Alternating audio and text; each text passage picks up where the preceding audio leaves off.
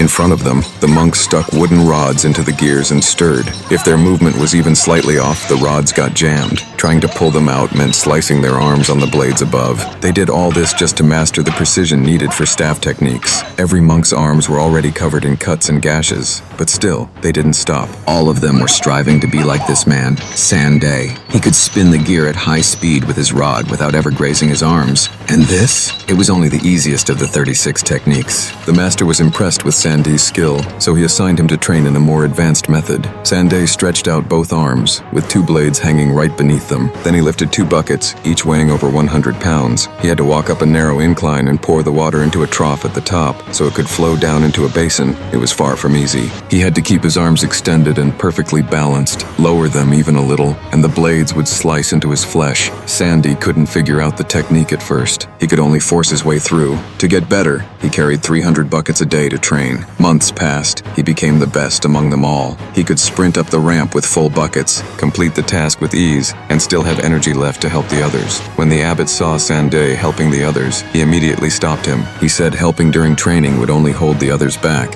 and keep them from ever mastering the technique. Then he kicked Sanday out of the training hall and told him to go train for an even higher level. Sandy was terrified at first, but when he realized what it meant, he lit up with joy and rushed to the next chamber. But the next training method made no sense at all. He had to listen carefully to the sound of a tap and strike a bell with a hammer in response. Sanday thought this was beneath him, but the moment he picked up the hammer, he understood the real challenge. The hammer, though it looked small, weighed over 40 pounds, and it was tied to the end of a long bamboo pole, making the total weight around 260 pounds. It had to be swung with just one hand. At first, Sanday could only grip the pole close to the hammer to barely lift it. After just a few strikes, his wrist went numb. He looked at the instructor, still hammering steadily, and suddenly felt a surge of determination. He grabbed the pole again and kept going. Even after his wrist swelled up, he refused to quit. Months later, he could grip the pole all the way at the end and strike the bell with precision and power, matching the instructor's furious rhythm. With that, Sanday passed the trial.